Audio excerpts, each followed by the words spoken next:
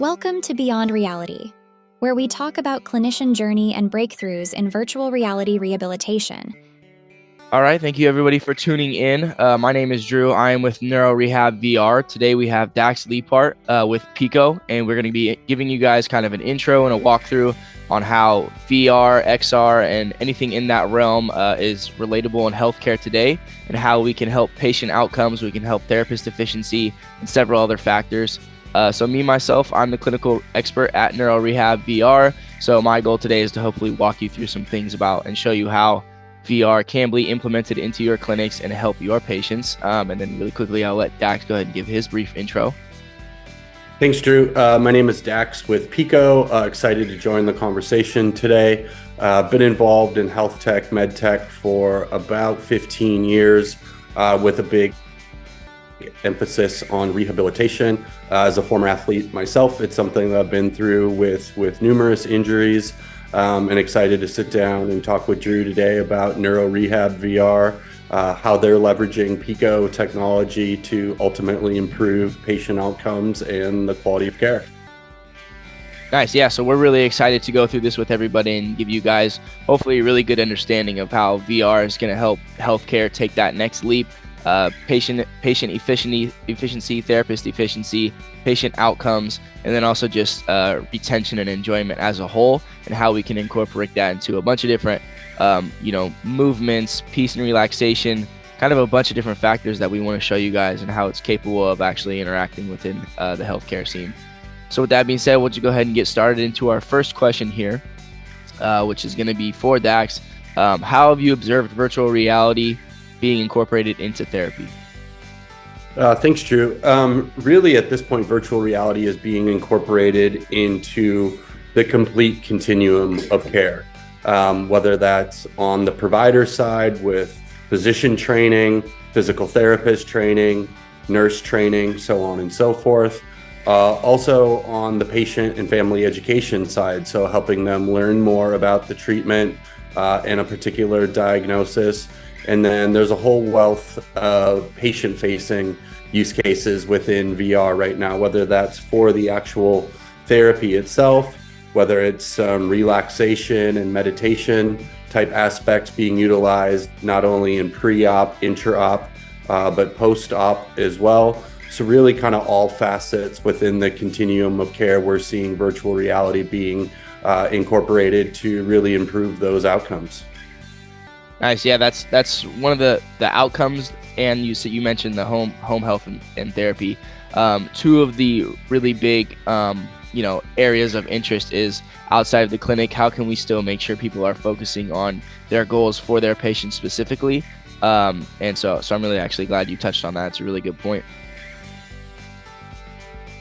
Next question would be, what ways do you envision VR therapy becoming a staple in the field? I mean, I think it'll continue to be the gold standard in terms of training and educating clinician and care teams. I think some of the exciting things that are on the roadmap include, sort of this on-demand care, where as home care continues to move more and more into the household, allowing patients to move through and conduct rehab routines that would traditionally only be done in clinic. And then I think VR becoming part of a larger ecosystem of care is exciting, right? When you look at pilots and flight simulators, it used to be just a traditional physical simulator, and now we're seeing virtual reality being used to supplement that. And I think within rehab, we're starting to see that as well, with VR accompanying things like treadmills, the rise and walk, gait assist sort of technologies that are out there. So I think that's really exciting, is seeing the growth of VR being part of this larger ecosystem and leveraging some of these ancillary technologies, again, whether they're treadmills or force plates, resistive movement sort of apparatuses, as well as things that assist with things like gait and movement in tandem with the neurological aspect VR incorporated. Yeah, I think too that to your point, the home care thing, as I mentioned before, now it's giving more time for our patient, or more time for the patients who are in either more critical conditions or need that extra care to be in facilities still. And then those that do get sent home, with the incorporation of VR and being able to be outside of the clinic and getting your care, is going to be another huge growing field, because they can still do things and have goals that they need to reach. But with the use of VR, they can do it from home. They can maximize, inside the clinic space where, on-hand demand is really needed. But those that get sent home don't get kind of, just placed to the side after their therapy is done. We want continuous care to actually help them, progress even outside of the clinic when they get sent home. So that's a really good point as well. All right, next one is, what is the most impressive use of VR that you have witnessed?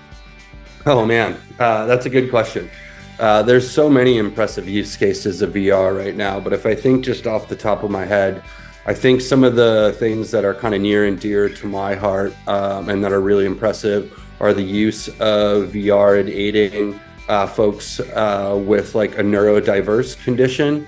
So we're seeing a lot within special needs education, I think, is a sort of an underserved part of the population. So, imagining helping a young child, get ready for simple tasks, which can be quite a challenge within the neurodiverse population. So things like picking out a seat on the school bus, or, nailing their morning routine. What time does the alarm need to be set? What time do I need to head out to the bus stop? That sort of thing. I think there's also some really cool progress being done with VR in anything that is traditionally difficult or dangerous to simulate. So we can think of folks like first responders, firefighters, law enforcement and military. Really opens up a whole wealth of new training and opportunities there. And even with folks in kind of sort of normal every day-to-day roles, some of the soft skills associated with those roles, maybe dealing with an upset customer, or a difficult return or exchange experience, I think VR is really exciting there. And then also within cognitive training, I think this plays very well into the work that Neuro Rehab is doing in the rehabilitation space. But also sort of with optimizing mental performance, right?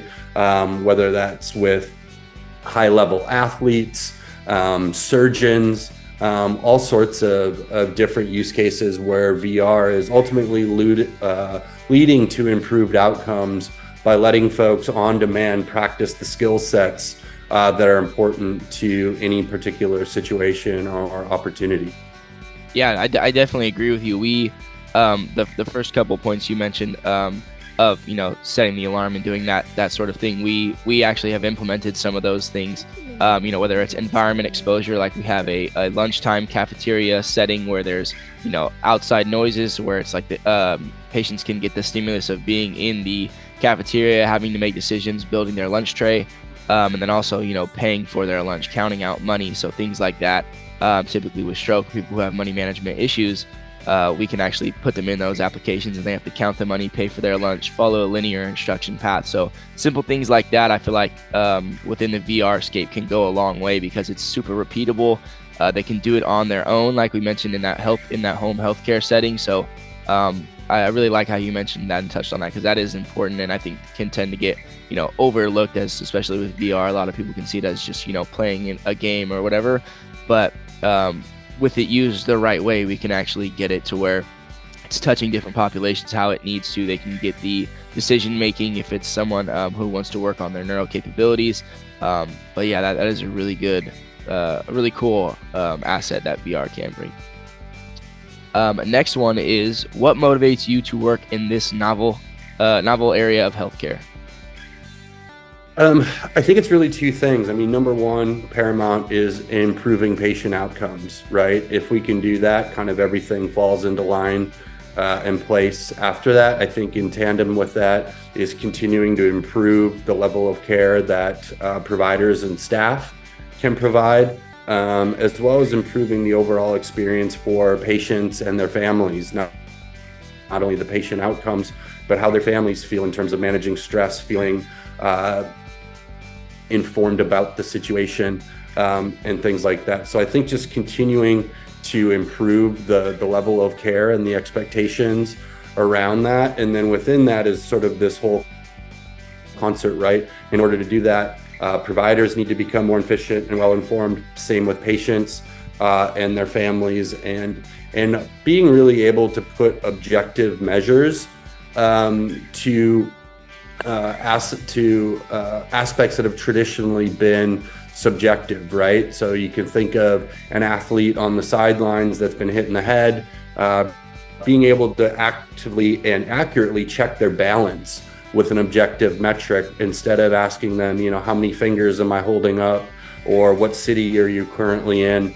So I think there's a lot of exciting things that VR within this neuro rehab space and the work that you're doing is really going to lend itself to in the future moving forward for patients, their families, athletes, students, and so on and so forth. Yeah, I definitely do agree. I think VR has that ability to, help super low functioning individuals versus elite level athletes, like you mentioned. Do you agree with that? Yes, totally. Nice. All right, last question we got for you is, what does the future have in store for Pico and VR therapy as a whole? I would say just really continuing to raise what's possible in terms of the level of care. I think giving patients and their families more power and more feedback, more say in the situation and how they want their care to be shaped and delivered is important. And then I think continuing to use VR as an integral part of other ancillary technologies that we've talked a little bit about, whether it's treadmills, whether it's resistance training, anything situational awareness, proprioception. So I think there's a time and place for seated VR and that sort of immersive experience. But then I think there's other aspects where we're leveraging these other technologies, bringing the outside world into the immersive environment, starting to explore some of the capabilities around mixed reality. And then, of course, some of the great work that Neuro Rehab is already doing in terms of eye tracking, hand tracking, potentially face tracking down the road. I think these are all going to be integral parts of these therapies and how they're effectively delivered. Yeah, I agree. I think it's like I mentioned it prior as well. Just getting the knowledge out there that VR doesn't just mean applications that you just play. This is actual movement-based objective games where we can get metrics like lateral displacement, different. We can track extremities, see how far someone is reaching. So outside of just playing the actual games and activities and applications, you can get real data as clinicians and see, okay, what range of motion does my patient struggle in, like exactly an inflection, extension, or even just reaching in a grocery shopping simulator. Like those things we can actually see and make it super repeatable, so we can see if we're hitting our goals and our objectives without having an entire grocery setting in our clinic. We can make it practical. But yeah, I really enjoyed your answers with those. I think that's exactly what we were expecting to hear from you. We just wanted to get a different perspective, especially from someone like Pico, who is helping us out with our technology and helping others as well. So I want to thank you for those answers. And we're going to flip it over here. Dax has some questions for us on the neuro rehab side of things. So with that being said, I'll just go ahead and flip it over and give you your first question here. All right. Thanks, Drew. Appreciate that. So flipping the script here, really excited to hear kind of your take on some of this stuff. First question for you is, what are some of the main deployment hurdles you faced at hospitals and clinics? And then the 1A to that is, how does deploying with Pico help solve for these hurdles? Yeah, definitely. So one of the biggest hurdles that we've also kind of ran into is connecting with the hospital Wi-Fi and making sure the devices were being able to be managed on our end, so it's like a seamless experience with the customer. One thing we don't do is you need clinic Wi-Fi or any setting that you're in. We strictly just go off the mobile hotspot from our tablet that all the systems are ran off of. So that makes it super easy for hospitals or clinics or whoever is using the device to make it super easy, and that there's no Wi-Fi hurdles. There is no IT issues. IT departments usually love us because we can go through our own connection database where everything is secured and HIPAA compliant. So that's one thing that we've been able to actually really be confident in, and giving those bigger hospital chains especially, a better solution. So that is the first thing. Pico's partnerships with third-party managers like Manager XR and Pico's technical support team has allowed us to create our own kiosk manager, and we can kind of increase that customer experience so we can look at their devices, see what's going on, and if they need technical support, we can actually go in there a lot faster, help them see what's going on. We can fix it on our development team side. So that's just one way that we can add that technical support of making things seamless, like I mentioned before. So you don't need to connect to the Wi-Fi. We can make it to where you can contact us. We can get back to you, relatively quickly, and making sure that you guys always have the best support, whoever has our device, and we can make it an easy experience for everyone. And lastly, I would just say that the Pico headsets are super reliable. They've been pretty durable. We haven't had relatively any hardware issues with the device since we started deploying them in 2020. So just the fact that Pico has been able to give us a reliable device that we can be proud of and put in, hundreds of facilities has been a really big implement to us that we've had no issues on that end specifically too. That's great, Drew. Thanks for sharing. It's something that we're super proud of at Pico is successful deployments in just about every geography of the world, in just about every situation you can think of, from having the most high-tech environment with great Wi-Fi to being in situations where Wi-Fi is non-existent and the technological ecosystem is not there. So I think having technology that works well in any of those given environments with users of all ages is something that Pico is really proud of, and something that we're excited to continue supporting Neuro Rehab with moving forward for sure. Yeah, I agree. And our biggest thing at Neuro Rehab VR is the quickness of being able to use it. So we have a setup time right now, about 30 seconds of turning the device on, getting into your patient and starting therapy, which is huge for us. And then the fact that your guys' headsets are quick enough to stay up with that, be able to turn on so fast, start working so fast. And for whatever reason, if the internet does go down, the headset can actually still operate off that, and they can still play the games if that ever happens. But, we hardly ever run into that issue. And I think letting the patient and the facilitator focus on the rehabilitation experience, right? Not requiring people to log in or create an account to get into an experience, to basically put the headset on, let the experience start, and let the focus and the attention be on the important stuff, which is the rehab and the outcome, and not getting held up at friction points around things like creating accounts, having to log into devices and things of that nature. That seamless deployment, which on the front end early in a rehab experience is so vital, is taking away those points of friction and allowing caregivers and patients to get right into the content matter, to get into the rehab experience right away, while cutting out some of that other stuff that can be a hurdle and a time suck. Is super important. Yeah, couldn't agree more, because if the patient doesn't enjoy it, if it's taking too long to set up as well, it's going to be kind of bad for both ends. But like I said, we've mentioned to get it around 30 seconds to start therapy, which has been amazing. Next one, you want to go ahead and so one of the things that we really like at Pico about Neuro Rehab VR is your certification process for using VR. I think that's something that's often kind of a forgotten part of this solution. Is there's a lot of cool technology out there. There's an identified population that could benefit from the technology, but what's missing? It's that gap in the middle, right? It's the sort of the train the trainer idea. And I think the fact that Neuro Rehab VR has an education process, or a certification process, if you will, around the process of successfully using VR in rehab is really unique, and is really the missing component in some of these VR healthcare modalities that are being delivered. Drew, can you expand a little bit on what that certification process looks like and entails with Neuro Rehab VR? Yeah, so that is one thing a lot of clinicians do like about our device and our company, is we do have that certification process. So one thing that's really important is that it is certified through the AOTA, the TPTA, and a couple other organizations depending on what state you're in. Those are typically the two that we will most likely send you the certificate from. With that being said, though, upon absorbing our product, you would get a full onboarding process. So what that onboarding process is you get 3 hour-long onboarding sessions with as many therapists as you would like to be either in the Zoom, or we will actually come to you in person if that makes sense for both parties. We have a very good online training through Zoom as well. So to make it easy on clinicians, they can quickly schedule, a training session if they need be.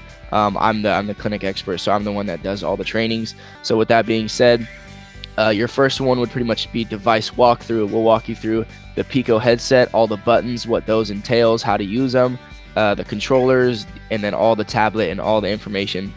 You get ran through all of that kind of in 3 different training sessions. So you get a really in-depth, product demonstration. You get a really in-depth on how to use each application, and maybe even for certain populations. So we break up those applications. We usually do about 3 to 4 each session. And then we can go through questions, ask, hey, if someone has Parkinson's, which applications would be best to use for them? If someone has a TBI or spinal cord injury, and then we'll kind of give usages that way. We could talk about how to use it in a standing frame, in their wheelchair, from tall kneeling. So that's kind of my job, is to be able to express, how we can use our device in creative ways. And then at the end of those 3 onboardings, you will get an assessment. So it's pretty much just a quick 5-question assessment that pretty much asks questions that you absolutely need to know to operate the device. We have a really high success rate of passing those. We've never had an issue. And then from there, you will get your accredited certification, like I mentioned, from the AOTA, TPTA, a couple different other organizations as well. But you will get your certification that way. We give you a little LinkedIn badge, so you can actually add the certification on your LinkedIn for patients, clinicians, or even if you're job searching, you can have that certification, and you'll be a licensed VR clinical specialist, or licensed clinical user for VR in that device, and then using it up to 5 patients is how you get that. But it's super in-depth, super practical. I'm open to asking any questions, so we have that help tab if need be. We show them how to use the ticket help and all that, so you get a really in-depth training on how to use it, and then also for specific populations and questions and retrainings in the future. If you do new hires, anything like that, we'll always give you a fresh new onboarding when needed. And then you also, forgot to mention, you also get a training portal. So if you have new hires, we have a training portal with videos on how to use each application, and then also usages. So it is super in-depth, which clinics and hospitals love that, because they're getting more information than too little and have to keep asking questions. So that's great. I love the idea of the portal, and I also really like the idea of getting a LinkedIn certification badge. Right? I think there's additional opportunity for VR providers, caregivers, to engage in this additional community. Right? If you're on LinkedIn and you see somebody else has that Neuro Rehab certification badge, you can be inclined to reach out to them and know that they're part of that same community, and maybe share, best practices, or answer common questions that come up, or maybe even just some reservations that, a group or a clinician might have, before embarking on a VR provider journey. So I think that element of community that you're providing, both through the portal and through those that have gone through your certification, is something that's really unique, and also something that's really important. Yeah, I definitely agree with that. So it's great. Move on here. There's the next one. So Drew, obviously technology continues to advance, right? And we see that all the time firsthand on the hardware side of things. From your expert clinician perspective, where do you see some of these new elements, such as eye tracking, hand tracking, even face tracking? Where do you see those being incorporated to rehab moving forward? Yeah, I think there is a large, need and want for that. I know. So first of all, just the personalized rehabilitation standpoint, eye tracking can assess patients' visual, attention, and cognitive function, allowing kind of for those tailored exercises to that specifically. Hand tracking can aid in fine motor function, and then kind of combining those can make it like a super personalized experience. So depending on if someone wants that more hand tracking experience, like from an OT side of things, or whatever that may be, I can definitely see there being a need and a demand for that, especially as the VR community and healthcare grows as a whole. And then another thing you get from that is the real-time feedback. So both patients and therapists can see the data track from each session. So if it is something like eye tracking you're looking at, you can be able to see those data points if that's something you want to specifically focus on. Because one thing that I see as VR grows in the healthcare industry, I can also see different niches being kind of focused as well. So you have therapists that are more that see more of like a vestibular population. You have clinicians who see more of a I would just say like on a reaction time basis, something that's neuro responsive. So I feel like there will be different niches that will pop up across the scape. So that's where the eye tracking, the hand tracking, depending on what niches see the best fit, we'll kind of take those in and become like experts, as you will, as we see, as VR and augmented reality and all that just kind of grows as a whole. So it's only inevitable at this point. We've come this far, so it'll become more specific in the future, definitely.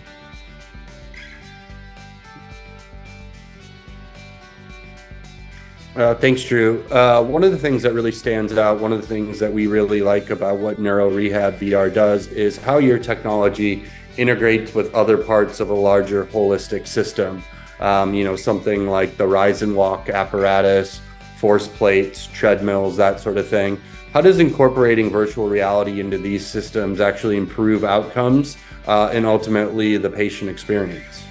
Yeah, so one thing that we have been using pretty frequently when we go to different places in hospital chains, and it's been very beneficial to use, is first of all, the 0G. So if you are a clinician who has a 0G tracking system, over the ground harness, anything like that, it can be super beneficial because we've actually seen firsthand more movement out of these populations. Because while they're playing these applications, they're reacting to a third-party stimulus. Instead of just trying to stand or trying to walk, they're trying to now dodge something. So they're laterally displacing. We've seen it firsthand, them be able to actually lateral displace a little bit further when reacting to something, and that's where the VR kind of plays its own part. It adds a different element into kind of the neural feedback, what the eyes are seeing, what the brain is processing, versus the motor output that they're kind of giving and we can see, but they can't really see. So being able to use VR, in correlation to, a variety of other mechanisms like the 0G, over the ground harness gait trainers, standing frames. The new step has been super successful with our device.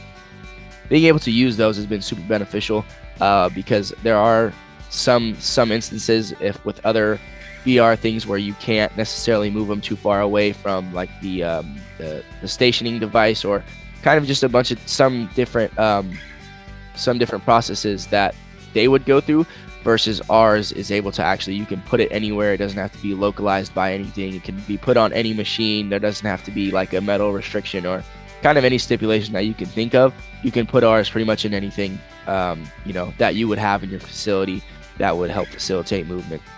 Got it. Thanks much. And that leads into the next question really nicely. How does incorporating neurological tasks such as catching a ball or playing a drum, how does pairing that with physical movement ultimately aid in the process of recovery? Yeah, so I think the biggest thing we get out of this is the neuroplasticity, first of all. If they have, an affected side, or kind of whatever the population is kind of demanding at that point, getting that constant neuro input, and then be able to have to find the motor mechanisms to either go catch those balls or hit the drums, or as you mentioned in there, is all going to just promote neuroplasticity as they're trying to move their extremities. They're trying to balance their core while playing these things, so that the VR, just having that neuro input aspect to it, can kind of drive all of that, because they're now getting a new stimulation. It's not in the, normal world, you can say, if they were just dodging a ball that's being thrown at them. Now there's multiple of them. There's more colors. It's a gamified background, which is what the VR research has kind of supported out there, is that gamification background within all these applications. And that's kind of what we've built ours off of. The graphics will continuously get better, but that gamification there's a reason kind of behind that. And then just that extra stimulus that's being added, like I mentioned. So in some of our applications, we have mirror therapy. That being said, if someone has an affected side, we can still put them in that grocery setting environment and have them pick up items with their affected side, even if they have zero flexion, extension, abduction. They can still pick up items with that affected hand in the grocery store setting, get the haptic feedback through the remote that's in their affected side. So we're kind of taking all of that into consideration when we're building these applications and having them play, is because we want to facilitate that movement, get their mind thinking about the affected side. For example, the haptic feedback, they can feel it in their hand, all of that as they're trying to reach for it, has been a really good process for us in helping them stay motivated. Being able to see themselves use their affected side has been a huge motivator. And then just as a whole, client retention is a huge thing within a lot of these clinics that we're talking to. So being able to have a third party thing that we can say, we do have the standard PT, we have this and that, but then we also have VR. So, once, twice a week, therapists will use it on their patients just to keep them a little bit more engaged. They're able to play, have a little bit more fun. We do have some funner applications as well. So it's not always just the standard burnout therapy. We even have as far as fishing, we have a fishing application where they can play, which the veterans have loved. The standard population has played a lot too. So we have different things to make it, interesting, make therapy fun again, but then also get the data from all of those movements as well that therapists can see. So it looks like, I'm really just catching a ball or I'm fishing, they're having fun, but realistically we can see their flexion, extension, how far they're reaching, their linear displacement, for example. We can see all of those things, and that's where the VR technology is kind of going to play its most beneficial role, as we can combine both of those worlds of fun therapy and then also the data that those therapists want to see. So but yeah, that's it for that one. All right, that brings us to the end of our presentation here. So I guess lastly, I would just like to say, Dax, thank you for taking the time and sitting down and talking to us. We value your perspective, being at Pico, who we're in constant relation with, trying to increase patient outcomes, therapist efficiency, and really kind of to help change healthcare as a whole. But yeah, we really appreciate your time and your words on here, and I'm sure a lot of others will too. Thanks a lot, Drew. It's been a pleasure joining you. We're really happy to support Neuro Rehab VR. Particularly grateful to you and Vina and what you created and all the lives that you're positively impacting, both for the patients and their families. And it's one of the things that really helps us get up in the morning and stay focused at Pico, is how can we continue to push things forward? How can we continue to improve the level of care that's available through our technology? And none of that would be possible without partnerships like we have with Neuro Rehab VR. So round of applause to you and the team and everything that you're doing. Can't wait to see what you have in store for 2024. And it's going to be great to continue to pair your expertise with our continually evolving technology in this coming year and the years beyond. So thanks for all that you do. Thanks for the opportunity letting me join you today, and really looking forward to an exciting and successful 2024 together. Absolutely. I couldn't agree more. Definitely a shout out to both of our development teams for, building a product that we're both proud of, and, more than happy to, give to populations that, want extra care, need extra care, or to those facilities who, truly do want to keep their patients engaged, because that's really what we're after. But yeah, outside of that, thank you for the time. And like you said, here's to a 2024 that will be, successful and form some new partnerships we're both proud of. So most definitely. Thanks a lot, Drew. Thanks for having me. Of course. Thanks. Thank you for watching Beyond Reality Podcast. Try our demo now at neurorehabvr.com to learn more about how you can enhance rehabilitation with virtual reality.